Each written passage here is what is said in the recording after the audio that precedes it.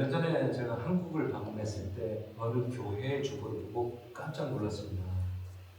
1000번째라는 제목의 아래 성도들이 몇 번째 예물을 드리고 있는 것을 보았습니다. 1000번째를 모두 드리고 나면 자신들의 소원이 다 이루어진다는 내용을 광고하는 것을 보고 또 한 번 놀랐습니다. 1000번째의 기원은 솔로몬 왕으로부터 찾을 수가 있습니다. 솔로몬은 아버지 다윗을 이어서 이스라엘의 왕이 되어 두렵고 떨리는 마음으로 하나님께 지극히 겸손하게 전적인 헌신을 다짐하는 제사 예배를 드렸던 겁니다. 무려 1000번이라는 제사를 드렸습니다. 그렇게 온전한 하나님께 헌신을 다짐하는 제사를 드리는 가운데 꿈에 하나님께서 솔로몬에게 나타나 말씀하십니다. 내가 너에게 무엇을 해줄까? 무엇을 줄까? 너는 구하라 라고 얘기를 합니다. 그러자 솔로몬은 자신을 최대한 낮추는 겸손함을 보입니다. 그리고 그가 구하는 것은 단지 수많은 백성들의 선악을 분별할 수 있도록 지혜를 주십시오라고 이렇게 구합니다. 그런데 이 솔로몬의 이러한 간구함이 하나님의 마음에 너무 맞았던 거예요. 그래서 그 결과로 하나님께서 지혜와 총명함을 주시고 그가 구하지 아니하는 부귀영화까지도 함께 줬다라고 하는 것. 이 본문의 근거가 이제 열왕기상 3장 4절에서 13절에 나오는 그런 내용이죠. 1000번째는 결코 소원의 제사가 소원의 예배가 아닙니다. 번제는 알라딘의 요술램프가 아닙니다. 피조물인 인간이 창조자 하나님께 전적으로 헌신을 다짐하는 제사가 바로 번제라는 거죠. 레위기에 규정된 여러 제사들은 신약시대 이후에 사람들에게 우리에게 별다른 의미가 없는 것처럼 우리는 생각을 합니다. 그것은 그 신약 성경에서 대제사장으로 오신 예수 그리스도께서 십자가의 제물 되심으로써 더 이상 이제 우리에게 제사가 필요 없다라고 하는 거, 그것 때문에 우리는 이제 구약의 제사가 무슨 의미가 있겠느냐라고 많이 생각을 하는 거죠. 또한 사람들이 하나님 앞에서 구원받은 것은 율법의 행함이 아니고 제사 행위 자체에 있는 게 아니라 예수 그리스도를 믿음으로 우리가 구원받는다라고 얘기를 하기 때문에 더 그런다는 거죠. 그것도 다 맞는 말입니다. 그러나 비록 레위기에 규정하고 있는 제사들이 오늘의 시대에는 행해지지 않는다 할지라도 그것이 오늘을 사는 우리에게 주는 교훈은 분명히 있습니다. 이제 여호와 하나님께서는 자기 백성에게 대한 왕의 자격으로서, 더 나아가 그들의 죄를 속해주는 구속주의 자격으로서 택함 받은 백성들이 마땅히 지키며 행해야 될 그러한 그것을 여기에 선포하고 있는 게 오늘의 본문 내용입니다. 본문 2절을 보겠습니다. 이스라엘 자손에게 말하여 이르라. 너희 중에 누구든지 여호와께 예물을 드리려거든 가축 중에 소나 양으로 예물을 드릴지니라 라고 얘기합니다. 너희 중에 누구든지 여호와께 예물을 드리려거든. 여기서 보면 이스라엘 백성이면 누구나 하나님의 백성된 자격으로 하나님께 예물을 드릴 수 있다는 거예요. 즉 이것은 하나님께 예물을 드리는 데는 남녀노소 빈부격차가 없다는 거, 구별이 없다는 거예요. 그래서 누구나 그렇게 드릴 수 있다는 것을 얘기를 합니다. 그렇다면 여기서 말하는 이 예물이라는 건 뭐냐? 이것은 바로 이 원어의 뜻을 보면 가까이 가져가다 또는 바친다라는 그런 의미가 있습니다. 예물이라는 것은 인간이 하나님께 가까이 나아갈 때 가지고 가서 바치는 제물이고 선물이라는 거예요. 그래서 이 말은 번제뿐만 아니라 모든 제사를 드릴 때 하나님께 개인적으로 드리는 제물이나 선물을 의미한다는 거죠. 그래서 이 예물은 이처럼 드리는 자로 하여금 하나님께 가까이 나아가게 할 뿐만 아니라 하나님께 가까이 나아가는 자만이 느낄 수 있는 참 기쁨을 누릴 수 있게 해준다는 거죠. 그래서 이런 점에서 인간이 하나님께 바치는 예물 속에는 궁극적으로 그것을 바치는 인간을 유익하게 하려는 하나님의 선한 뜻이 내포되어 있다는 거죠. 그러면서 이제 가축 중에라고 얘기합니다. 여기서 말하는 이 가축이라는 베헤마라고 하는 단어는 일반적으로 몸집이 큰 4발 달린 짐승을 얘기해요. 구체적으로 여기서는 소나 양이나 염소를 얘기를 하거든요. 그래서 예물은 바치는 가축 중에서 드려야 되는데 이 가축에게는 무엇이 있느냐? 특별함이 바로 피가 있다라는 거예요. 그래서 이 피는 신약시대 그리스도의 보혈을 상징하는 그런 의미도 있다는 거죠. 또한 제가 지난 시간에도 얘기했듯이 그 피라고 하는 것은 생명을 의미하는 것도 있다는 거죠. 3절을 보면 예물이 소의 번제이면 흠없는 수컷으로 회막문에서 여호와 앞에 기쁘게 받으시도록 드릴지니라 라고 합니다. 여기서 이제 번제라는 단어가 나와요. 번제라는 단어는 이제 원어의 뜻을 가면 올라라고 하는데 이것은 피워서 올린다, 올라가다라는 그런 뜻이에요. 이것은 뭐냐면 번제라는 것은 희생 제물을 불에 태워서 그 냄새를 하나님께 올려드리는 거. 이걸 이제 번제라고 하는 거죠. 그래서 번제는 고대 제사법 중에 가장 일반적이고 오래된 제사의 형태입니다. 그래서 모든 제사 중에서도 가장 기본적인 거고 중심적인 제사가 번제라는 제사였다는 거죠.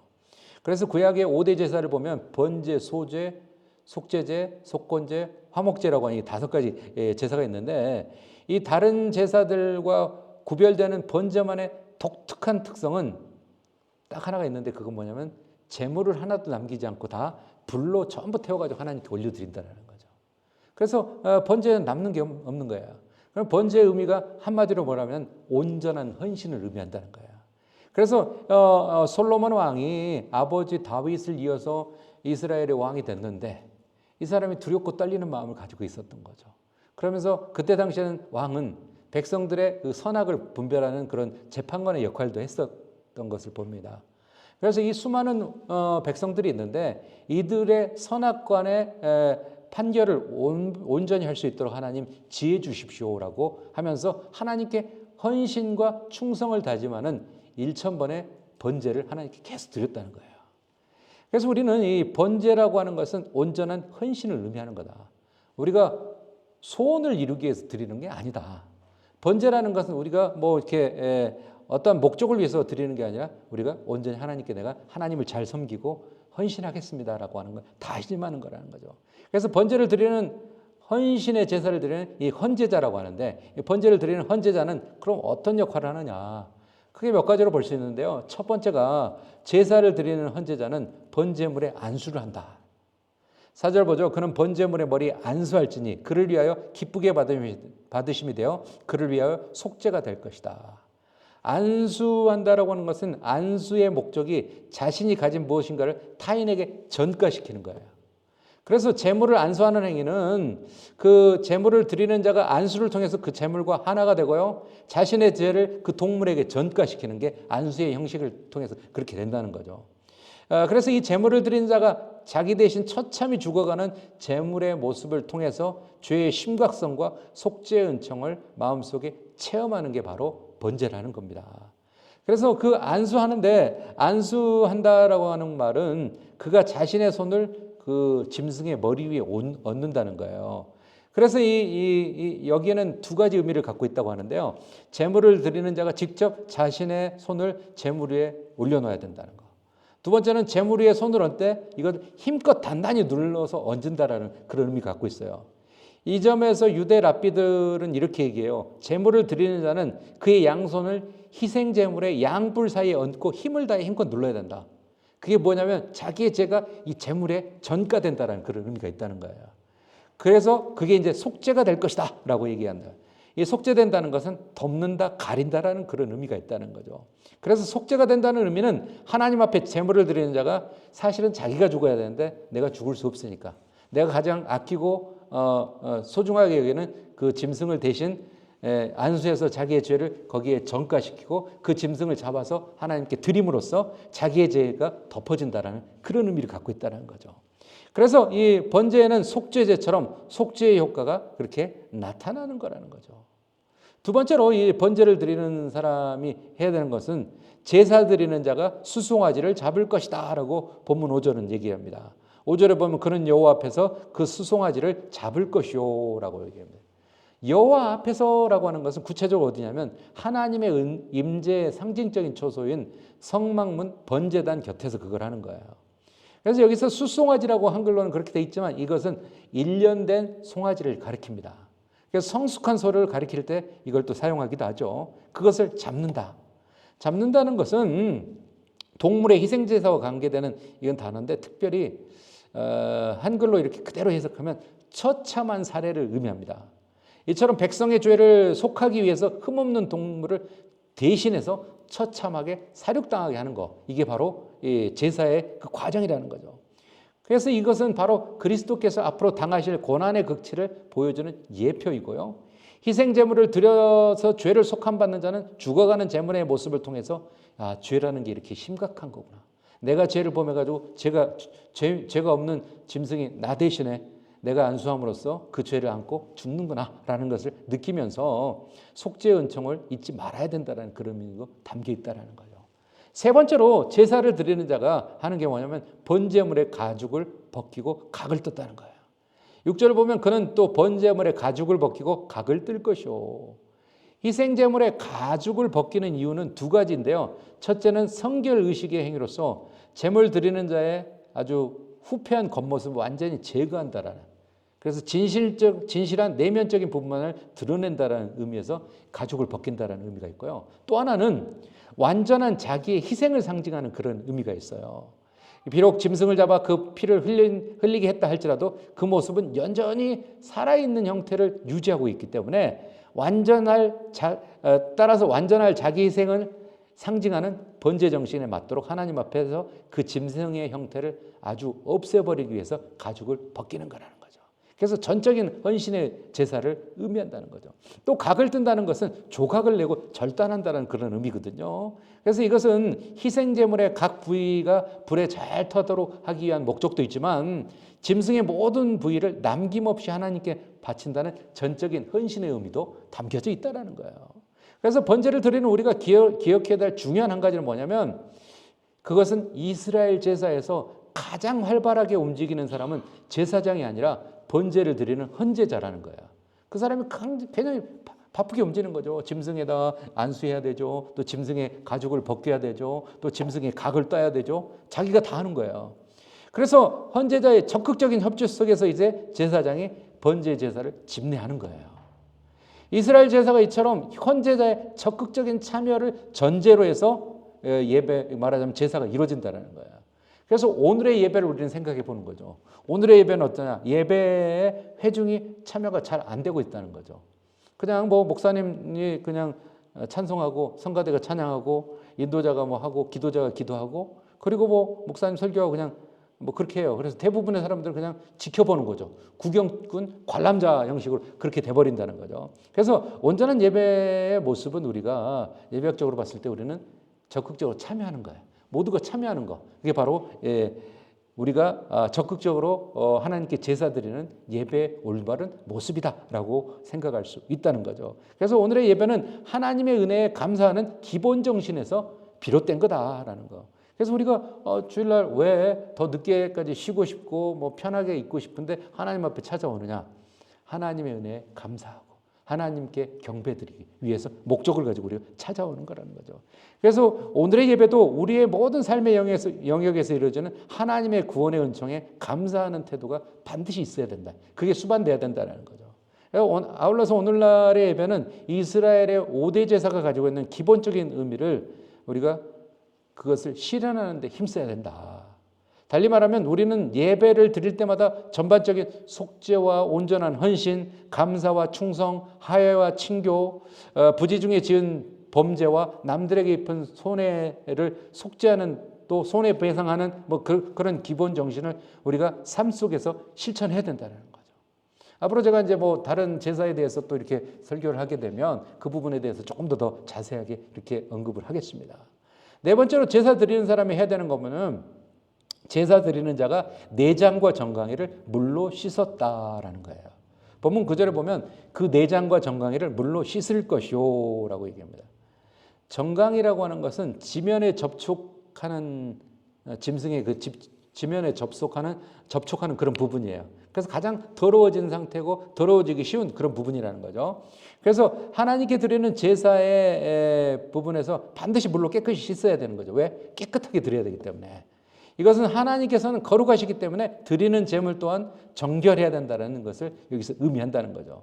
그렇다면 제사에 적극적으로 제사를 드리는 이 헌제자의 모습은 그렇다면 제사장의 역할은 또 어떤 게 있냐? 이 번제에서 제사장의 역할도 있어요. 물론 첫 번째가 바로 제물의 피를 제단의 사방에 뿌렸다는 거죠. 헌제자가 제물을 잡으면 그 피가 나올 거 아니에요? 그 피를 가져다가 이렇게 사면에 말하자면 이 사면에 제사장이 가져다가 뿌린다는 거예요. 그래서 이 제물의 피를 뿌리는 것은 오직 하나님의 명령에 의해서 제사의 중보자로 지명된 제사장들만이 할 수 있는 거고요. 나중에 히브리서에 가면은 이런 중보적인 직을 그리스도의 영원한 대제사장직과 연결해서 이렇게 설명하기도 한다는 거죠. 그래서 제단 사방에 이렇게 뿌린다는 것은 피를 뿌린다는 건 생명의 죽음을 상징하는 거야. 그래서 희생 제물의 피를 하나님 앞에 보임으로써 제물 드리는 자의 죄를 속함받기 위한 거야. 하나님 죄를 지었는데 대신 생명을 이렇게 죽여서 피로 보여주는구나, 하나님 앞에. 그런 의미가 있다는 거죠. 그래서 이것을 뿌릴 것이요 라고 하는 거. 그런데 뭐 제사장이 손으로 하는 게 아니라 뭐 이렇게 뿌리는 게 아니라 제사장도 이렇게 방법이 있어요. 그릇에 담아서 그것을 제단에 뿌리는데 우슬초라고 하는 것으로 이 피를 흩뿌리듯이 이렇게 네 군데에다 그렇게 뿌렸다는 거죠. 그래서 희생 제물의 피를 하나님 앞에 잘 보이게 함으로써 생명이 온전히 하나님께 바쳐졌다라는 그런 의미가 있다는 거죠. 그래서 피 뿌리는 것은 반드시 제사장만이 할 수 있는 그런 일이었다는 거. 그럼 번제 제사장의 역할 두 번째, 제단 위에 불을 붙였다는 거죠. 본문 7절에 보면 제사장 아론의 자손들은 제단 위에 불을 붙이고 불 위에 나무를 버려놓고라는 거. 제단 위에 불을 지피는 행위가 제사장들에게 익숙해요. 왜? 맨날 하는 일이기 때문에. 그리고 성막의 규례상 한번 불을 지피면 그게 완전히 꺼지지 않도록 유지하는 것도 제사장의 몫이었다라는 거죠. 예, 그래서 이 번제단에서 첫 번제에 대해서 첫 번제를 드릴 때 이제 제사장이 불을 붙이는 그 역할을 한다는 거죠. 그리고 버려놓고라고, 나무를 벌려놓는다라는 것은 순서대로 쌓아 올린다라는 그런 문자적인 뜻이 있어요. 이렇게 하는 이유는 불의 나무가 잘 타도록 하기 위해서 그렇게 한다라는 거죠. 제사장이 이제 번제에서 역할 세 번째는 뭐냐? 뜬 각과 머리와 기름을 제단 위에 버려놓고라고 얘기합니다. 아론의 8절에 보면 아론의 자손 제사장들은 그 뜬 각과 머리와 기름을 제단 위에 불에 있는 나무에 버려놓으며라고 얘기합니다. 여기서 기름이라고 하는 것은 우리가 이제 지방, 희생제물의 지방을 얘기하는 거죠. 이것은 제단 위의 불을 더욱더 잘 탈 수 있도록 짐승의 지방을 그렇게 이제 놓는 거고요. 나무를 벌려놓은 것은 희생제물의 각 부분이 남김없이 잘 타도록 하기 위해서 그렇게 한다는 거죠. 그래서 번제의 의미가 그러잖아요. 그 제물을 완전히 불에 태워서 그 냄새가 하늘로 올라감으로써 하나님께 전적으로 헌신한다는 그런 의미가 있다고 하는 거죠. 그래서 제사에서도 그렇게 하고 있다는 거죠. 제사장이 네 번째 하는 것은 뭐냐면 전부 불살라 번제를 드렸다. 본문 9절에 보면 제사장은 그 전부를 제단 위에 불살라 번제를 드릴지니 이는 화제라 여호와께 향기로운 냄새니라. 이 불살라라고 하는 단어는 불태워서 연기를 낸다라는 그런 의미가 가지고 있습니다. 그래서 제산에서 희생제물을 태우는 일에 대해서 사용되는 전문적인 제사 용어가 바로 불살라라고 하는 힉티르라고 하는 단어입니다. 그래서 이 단어는 단순히 제물을 불에 태워 없애버리는 뜻을 하는 사라프와는 조금 다르게 연기와 김을 하나님께 올려드리기 위해서 제물의 각 부위를 골고루 이렇게 펼쳐놔가지고 정성껏 불로 태워서 올려드린다라는 그런 의미가 있다는 거죠. 그래서 이것은 화제다라고. 화제라는 것은 제사에 드리는 제사의 종류가 아니라 제사 드리는 방법이에요. 불로 태워서 드리는 거라는 거죠. 그래서 그렇게 온전히 태워서 드리면 여호와께 향기로운 냄새다라고 이렇게 얘기합니다. 제사 드리는 자가 정해진 번제의 규례를 따라서 자발적인 순종과 헌신의 마음으로 제사를 드릴 때 그것을 하나님께 기쁘시게 받는다는 거죠. 그래서 향기롭다라고 하는 거. 이것은 희생제물이 하나님께 연락됨으로 말미암아 죄로 인한 하나님의 진노가 멈추고 이제 안정적인 평화로운 안식의 상태가 된다라는 그런 의미예요. 사랑하는 성도 여러분, 영국의 어떤 농부가 소를 기르는데 그 소가 새끼를 2마리를 낳았대요. 2마리를 낳아가지고 너무 기뻤대요. 그래서 농부는 송아지가 태어난 게 너무 기뻐가지고 할렐루야를 외쳤대. 할렐루야 하면서 너무 좋아했다는 거죠. 그래서 그 새끼 2마리를 낳고 나서 너무 감사한 나머지 집안에 있는 부인에게 달려가서 얘기했다는 거죠. 여보, 송아지 새끼가 2마리나 태어났다라고 얘기하는 거예요. 그래서 너무 좋다. 하나는 주님의 것으로 하고 주님께 드립시다라고 얘기했대요. 그때 아내가 아멘하고 동의를 했다는 거죠. 그런데 얼마의 시간이 흘렀어요. 시간이 흘렀는데 얼마 지나지 않아서 송아지 한 마리가 시름시름 앓다가 죽었다고 합니다. 죽은 송아지를 본 이 농부가 울상이 되어가지고 아내에게 달려가서 얘기를 했다는 거죠. 여보, 큰일 났어, 큰일 났어. 뭐가 큰일 났냐 할 때 주님의 송아지가 죽었어 라고 얘기했다는 거죠. 사람들은 가장 좋은 때를 하나님께 드리려고 하지 않는다는 거죠. 그리고 가장 좋은 것도 드리려고 하지 않는다는 거예요. 오직 자신을 위해서만 가장 좋은 것을 쓰려고 사람들은 얘기를 한다는 거예요. 그러나 지혜로운 사람은 가장 좋을 때 그리고 가장 좋은 것을 하나님께 드립니다. 왜? 모든 일의 결국을 알기 때문이라는 거죠. 하나님께서 여러분의 시간과 재능과 물질들을 요구하고 계시지 않습니까? 그렇다면 아낌없이 내드리세요. 풍성하고 아름다운 열매를 맺게 하실 겁니다.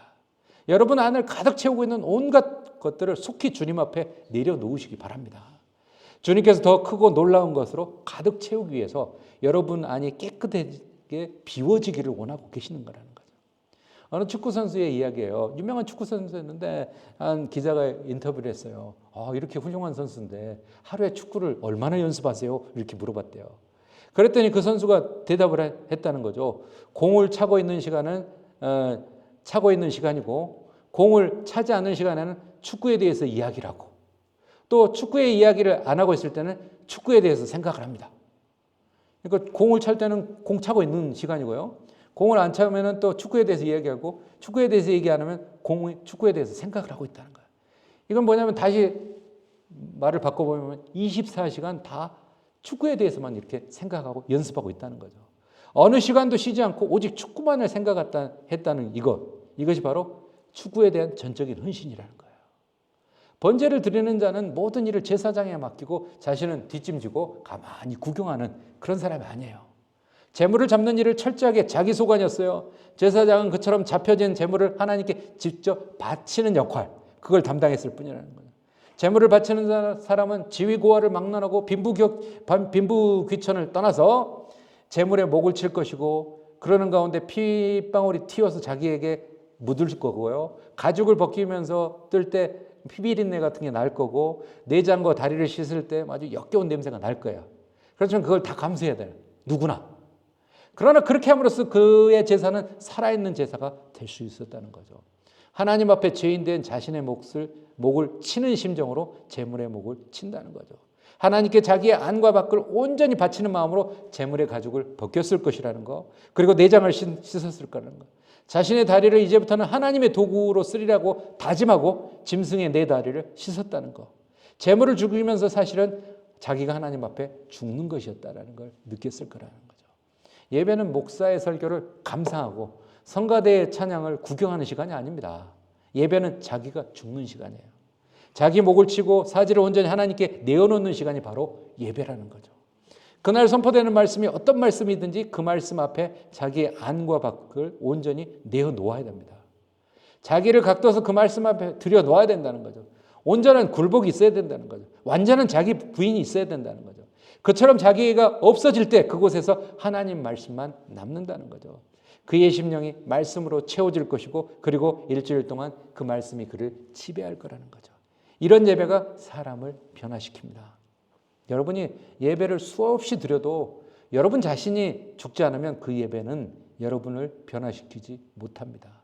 우리가 믿음이라는 것은 우리가 라틴어로 크레도라고 합니다. 크레도라고 하는 말은 크레라는 단어가 이제 심장을 의미하는 거고요. 도라는 말이 드린다라는 거예요. 그러니까 우리가 믿음 생활을 한다는 것은 우리의 심장을 하나님께 드리는 거예요. 우리의 심장을 하나님께 드린다는 거죠. 그래서 온전한 믿음은 우리가 헌신하는 거예요. 우리의 심장을 드리는 거라는 거죠. 그래서 이 번제라는 것은 우리의 심장을 드리는 심정으로 우리가 하나님 앞에 전적으로 헌신을 다짐하는 충성의 제사라는 걸 기억하시면서 내가 예배를 어떻게 드리는가? 나는 예배 시간에 와서 하나님 앞에서 나는 어떻게 예배를 드리는가? 단순한 구경꾼으로만 있다 가는 건 아닌가? 내가 적극적으로 참여하는 참여자가 되는 건가? 라고 하는 걸 좀 생각해 보십시오. 현대의 많은 예배들이 그 역할들을 담당하면서 하지만 뭐 예전에 비해서는 조금 더 많이 참여하는 그런 방향으로 예배가 바뀌고 있지만 우리가 더욱더 적극적으로 예배 주체자가 되면서 예배에 참여하는 전적인 헌신을 하는 그런 믿음의 삶을 살아가는 저와 여러분 되시기를 주님의 이름으로 축원합니다. 기도하겠습니다. 거룩하신 하나님, 예배는 정말 우리가 우리의 심장을 하나님께 드리는 것이어야 됩니다. 전적인 헌신이어야 되는 겁니다. 그리고 아버지 하나님, 우리가 전적으로 헌신함으로써 우리의 그 예배가 나를 변화시킬 수 있다는 것을 생각합니다. 온전한 믿음은 헌신이며 우리의 심장을 드리는 거라는 거 우리가 잊지 않고 항상 하나님 앞에 전적으로 충성을 다짐했던 솔로몬 왕의 그 일천번제의 그 정신을 우리가 잊지 않기를 원합니다.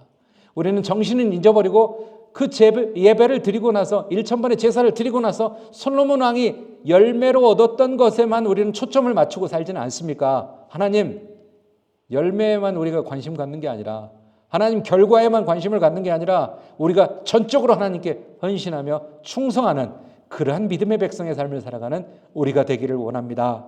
오늘도 드리는 예배가 하나님 우리가 전적으로 하나님께 충성을 다짐하는 예배였는지 헌신을 다하는 예배였는지 우리 자신을 되돌아보는 하루가 될 수 있도록 도와주옵소서. 철저히 우리 자신을 비우는 그런 삶을 살아가는 우리 모두가 되게 도와주옵소서.